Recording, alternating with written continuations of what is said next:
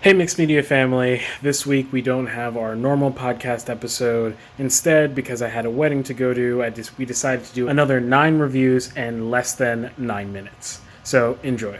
The score to How to Train Your Dragon: The Hidden World by John Powell is a film score I would give a 10 out of 10 to, and controversial opinion, but I think it's either the best or second best film score of the 2010s. It does a fantastic job carrying on the legacy, large orchestral forces, epic themes of the first 2 films in the franchise, but what it does differently is that lots of really intimate moments that John Powell colors with really beautiful woodwinds.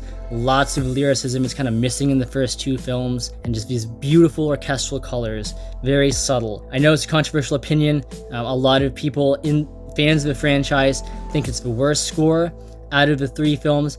It is not. It is by far the best, really magical, such an intimate, moving, emotional score.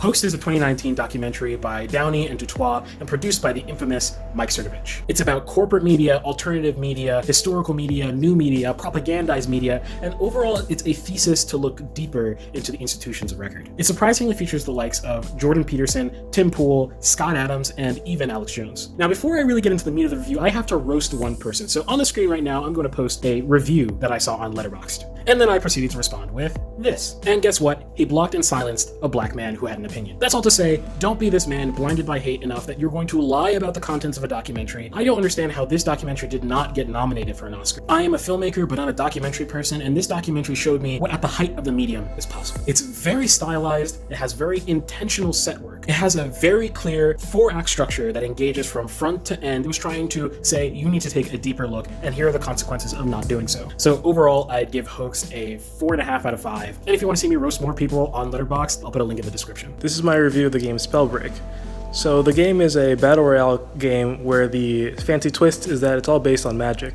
So you have multiple different types of magic, such as wind magic, electricity magic, fire magic, etc. The minimally complex part with high depth is that you can combine these elements to create new spells. So for example, you can create a tornado with the wind gauntlet, and you can zap it with lightning to create a thunderstorm. This creates a very high skill ceiling, and unfortunately the game isn't match made by rank, so if you join a standard battle royale game, then you'll absolutely get stomped by the competition. There is a 1 ranked game mode, but it's not the main game mode, so maybe you'll find your fun there. The game is free and definitely has a lot of potential, so I think it's definitely worth checking out, especially if you like such hardcore games like that, but it's definitely not for everyone.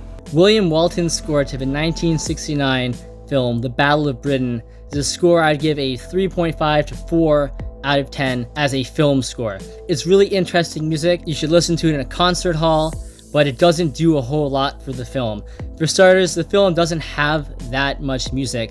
It doesn't really use the music to color the boys of Britain defending the homeland. Mostly it's there to be background for the arrogant Germans saluting themselves and applauding themselves. And when it does come into play, mostly in the big final battle, it's really fascinating music, but it's a gigantic fugue. It doesn't have any themes that you can really latch onto, and it doesn't do a whole lot for the scene itself. Again, really fascinating music, but as a fugue, it's probably just too complicated and too distracting to be a really effective film score.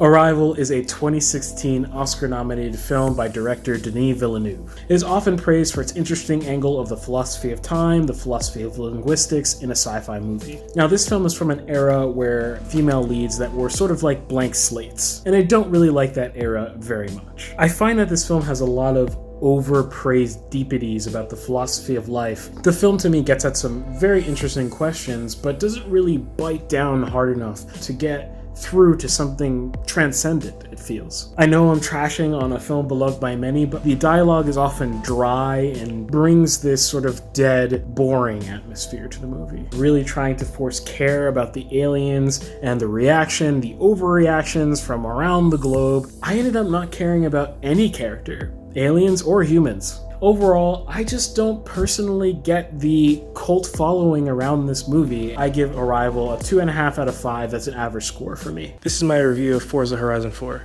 At face value, the game seems like a pretty standard racing game. However, you can tell that that is not the case upon playing it. The thing that separates it from a lot of other games is that it's an open world game, which of course doesn't necessarily make it any better, but it really enhances the experience in this case as you can create your own racetracks, and that's probably where I spend most of my hours.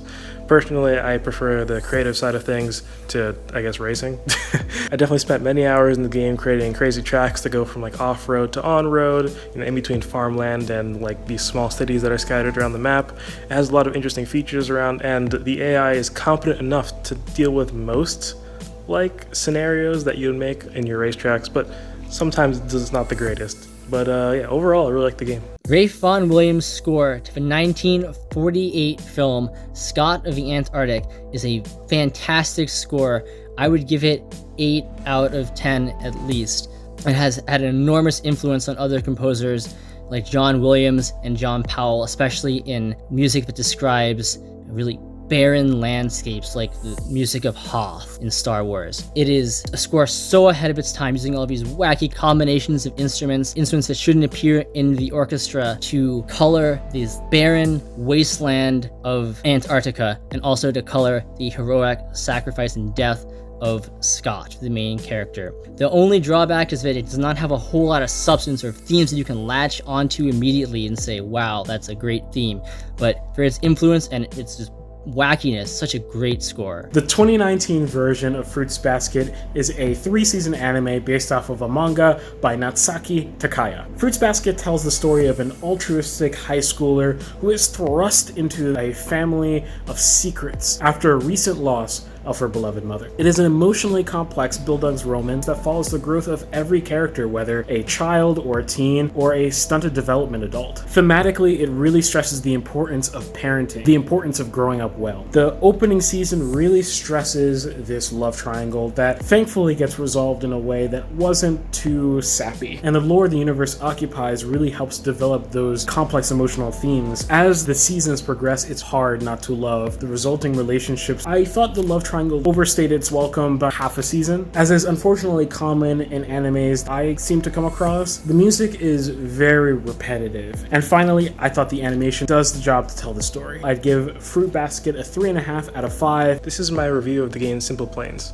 So the game is a sandbox-like game where you can create whatever planes you want via various parts like wing segments and fuselage parts, of course jet engines, propellers, and etc. It sort of has a combat-oriented focus in that there are guns and missiles and whatnot that you can attach to your planes, but that's definitely not the whole thing. There are races you can do as well with your plane. The game has a lot of content that you can dive into. My only complaint is that the development seems pretty slow. I'm not sure if they're actually done with the game at this point. It's been a while since I played it, but when I was playing it, new items and stuff seem to be added pretty rarely, which is not necessarily the worst thing ever, because I definitely got a lot of hours out of the game for what it costed at the time. Overall, a pretty good game, but don't expect to get like infinite hours out of it like a lot of other sandbox games. Thank you for watching and listening. As always, like, subscribe, follow, do all the things to help support us so that we can keep doing this week after week. As always, we'll see you this Friday at 7 p.m. Eastern Time for Mixed Media Live. We'll see you there.